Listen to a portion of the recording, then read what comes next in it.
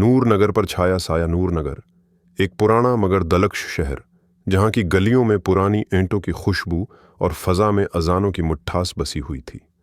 مسجدوں کے بلند مینار شام ڈھلتے ہی سنہری روشنی میں نہا جاتے اور دکانوں کے چھوٹے چھوٹے چراغ جیسے آسمان سے اترے ستارے زمین پر بکھر گئے ہوں۔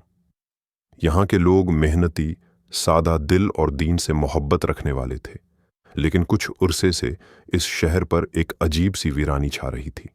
بازاروں میں چہل پہل کم ہو گئی تھی، چہروں سے مسکراہٹیں غائب ہو چکی تھیں اور لوگوں کے دلوں پر جیسے کوئی بوجھ سا آن بیٹھا ہو۔ کچھ کہتے کہ یہ بس وقت کا اثر ہے، کچھ کہتے شہر کی برکتیں کم ہو گئی ہیں، اور کچھ خاموش رہتے جیسے جانتے ہوں مگر بتانے سے ڈرتے ہوں۔ نور نگر کی ایک گلی میں پرانے چنار کے درخت کے سائے تلے ایک چھوٹا سا گھر تھا۔ یہ گھر نوراں بی بی کا تھا، ایک بوڑھی نحیف مگر چمکدار آنکھوں والی عورت جو شہر کے ہر شخص کو دعا دیتی اور ہر دکھ میں شریک ہوتی۔ وہ اکثر کہتی، روشنی دل سے کم ہو تو چراغ کتنے بھی جلا لو، اندھیرا باقی رہتا ہے۔ اسی شہر میں ایک لڑکا بھی تھا، حمزہ، 12 سال کا، مگر آنکھوں میں زندگی سے بھرپور چمک۔ وہ یتیم تھا مگر کبھی کسی سے کچھ مانگتا نہیں تھا۔ دن میں مدرسے جاتا، شام کو ایک چھوٹی سی کتابوں کی دکان پر کام کرتا اور رات کو اپنی امی جان کی قبر کے پاس جا کر دیر تک بیٹھا رہتا۔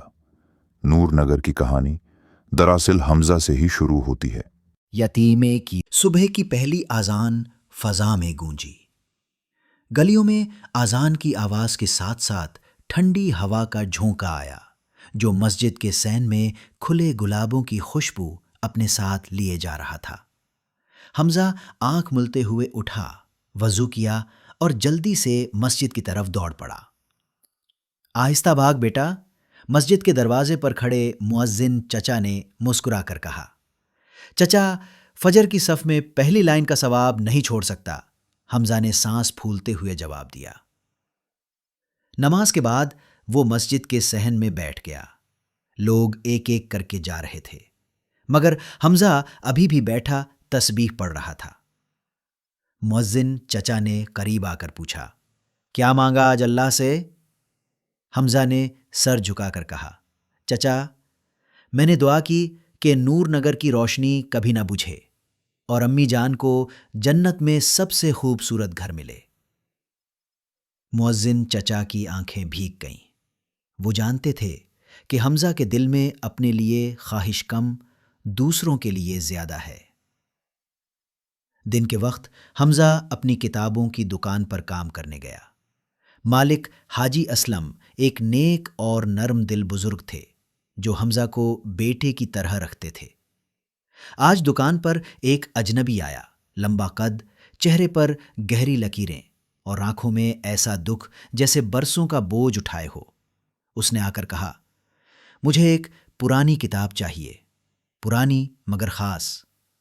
حمزہ نے حیرت سے پوچھا، کون سی کتاب؟ آدمی نے دھیرے سے جواب دیا، کتاب کا نام ہے چراغ دل۔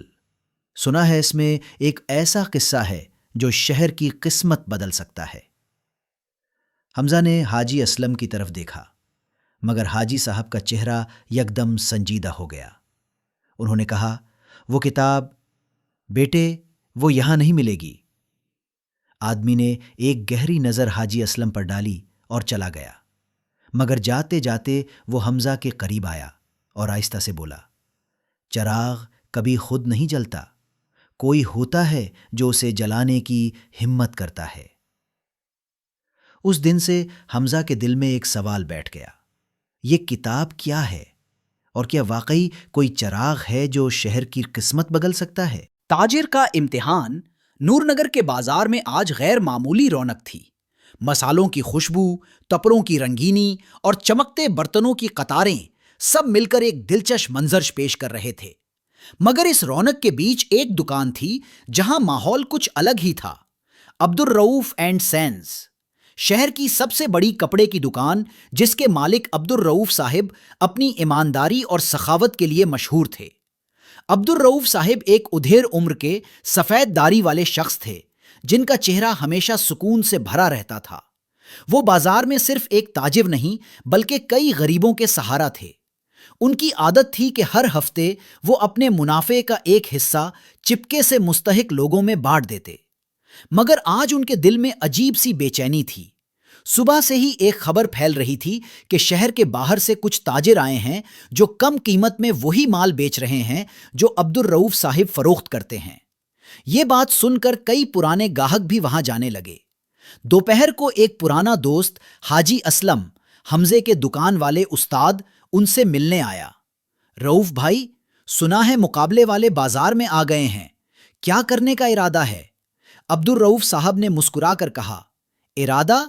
اللہ پر توکل اور اپنے اصول قائم رکھنا۔ لیکن شام کو ایک اور خبر آئی۔ وہ نئے تاجر نہ صرف سستا بیچ رہے تھے بلکہ یہ افواہ بھی پھیلا رہے تھے کہ عبدالرؤف صاحب ملاوٹ شدہ کپڑا بیچتے ہیں۔ یہ سن کر ان کے بیٹے نعمان کا خون کھول اٹھا۔ ابا جی، یہ ظلم ہے، ہمیں بھی جواب دینا ہوگا۔ قیمتیں کم کریں، اشتہار لگائیں اور ان کے بارے میں بھی بازار میں بات پھیلائیں۔ عبدالرؤف صاحب نے سخت لہجے میں کہا، نعمان، رزق میں کمی یا زیادتی اللہ کے ہاتھ میں ہے، ہم جھوٹ کا سہارا نہیں لیں گے چاہے نقصان ہو۔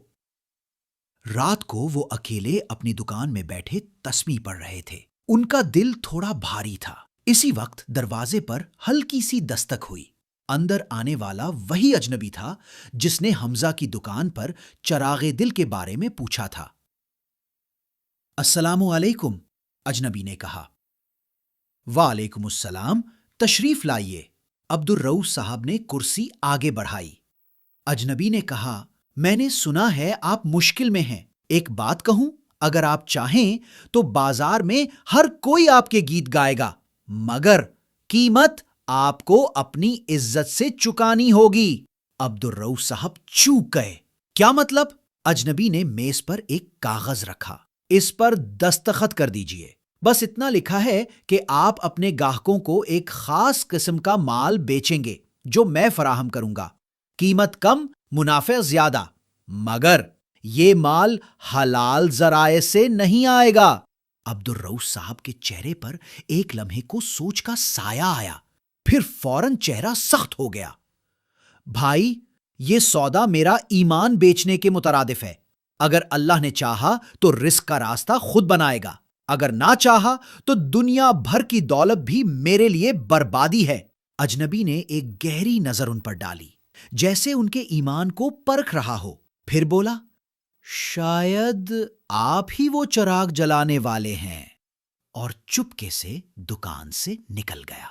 اگلے دن بازار میں عجیب واقعہ ہوا۔ جن تاجروں نے عبدالرؤف صاحب کے خلاف افواہیں پھیلائی تھیں، ان کا مال قافلے سے آتے آتے بارش میں بھیگ گیا اور خراب ہو گیا۔ گاہک دوبارہ عبدالرؤف صاحب کی دکان پر آنے لگے۔ نعمان نے کہا، ابا جی، لگتا ہے اللہ نے آپ کا امتحان لے لیا اور آپ کامیاب ہو گئے۔ عبدالرؤف صاحب نے مسکرا کر کہا، بیٹا، امتحان ختم نہیں ہوا، ابھی تو اصل کہانی شروع ہوئی ہے۔